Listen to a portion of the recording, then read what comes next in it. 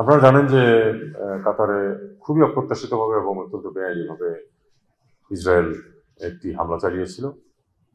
সবচেয়ে অদ্ভুত ব্যাপার যেটা সেটা হচ্ছে যে আহ, মার্কিন যুক্তরাষ্ট্রের উদ্যোগেই কিন্তু হামাস এবং ইসরায়েলের মধ্যে একটা আন্ডারস্ট্যান্ডিং এ যাওয়ার চেষ্টা হচ্ছিল যুদ্ধ বন্ধ করার জন্য, শেষ করার জন্য কিছু শর্তাবলীর অধীনে। এখন আলোচনা করতে যায় যারা, আলোচকদেরকে মেরে ফেলার চেষ্টা করা, এটা একটা বড়ই অদ্ভুত বিষয়। কারণ যদি যে কোনো কিছু যুদ্ধ শেষ করতে হয় তাহলে তো আলোচনা করতেই হয়, বা কোনো কনফ্লিক্ট শেষ করতে গেলে আলোচনা করতে হয়। আলোচকদের যদি আপনি মেরে ফেলেন তাহলে, বা মেরে ফেলার চেষ্টা করেন, তাহলে আলোচনা এগোবে কি করে? তো এরকম অদ্ভুত ঘটনাটা ঘটেছে। আমাদের যে সভাটা গতকাল এবং গত পরশু হয়েছে, গত পরশু ছিল মন্ত্রী পর্যায়ের আর গতকাল ছিল সামিট লেভেলে। তো এটার মূল উদ্দেশ্যটা আসলে ছিল এই দুঃসময়ে কাতারের প্রতি আমাদের যে একটা সমবেদনা শুধু নয়, তার প্রতি সমর্থন ব্যক্ত করা, এবং যেই অত্যন্ত গর্হিত কাজটি ইসরায়েল করেছে সেটা কন্ডেম করা। মূলত এটাই ছিল কাজ। এই কাজটা আমরা করেছি গত পরশু। এটার খসড়া, মন্ত্রী পর্যায়ের সবার কাজ ছিল আসলে খসড়া তৈরি করা, যেটা সামিট পর্যায়ে বিবেচনা করা হয়।